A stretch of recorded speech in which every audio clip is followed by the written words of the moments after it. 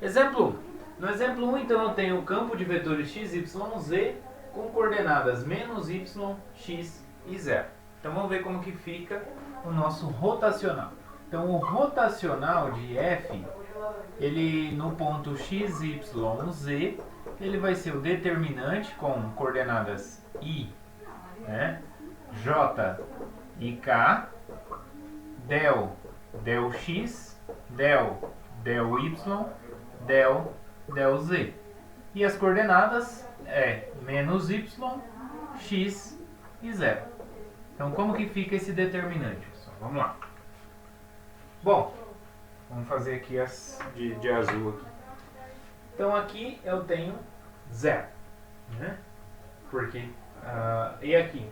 Aqui eu tenho então derivada em relação a z de y, 0. Depois, derivada de x em relação a x, deu 1.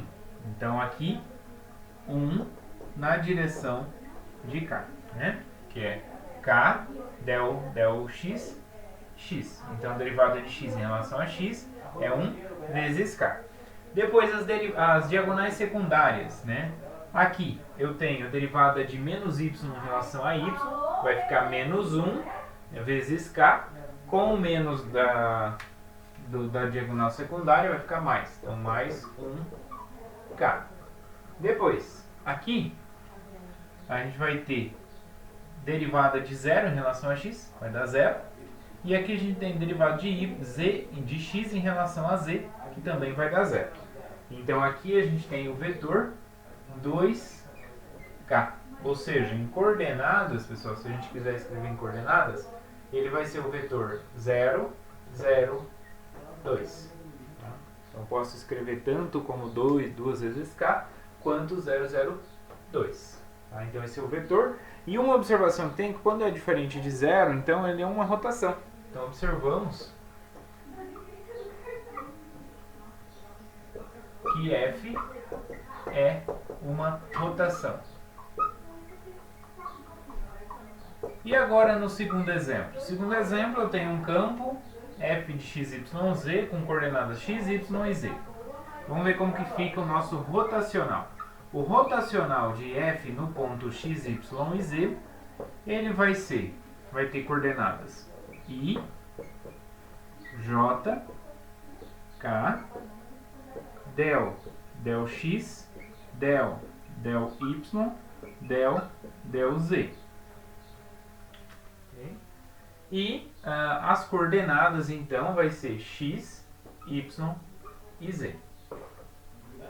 Então vamos lá, vamos fazer aqui as contas então. Primeiro, derivada de z com relação a y, 0.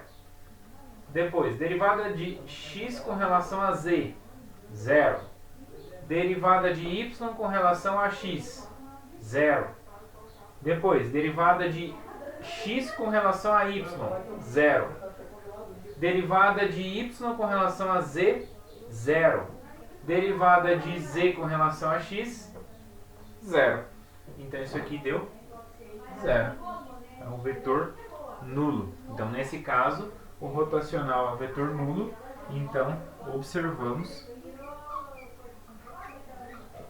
que f não é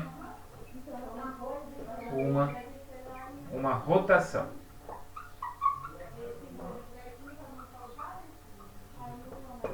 Ok? Então aqui a gente pode observar geometricamente que essa rotação é como se fosse uma reflexão, né? Então ele vai pegar o ponto xy, então se eu tenho aqui x e aqui y, o vetor xy, ele vai levar em que ponto? Ele vai colocar menos y, né?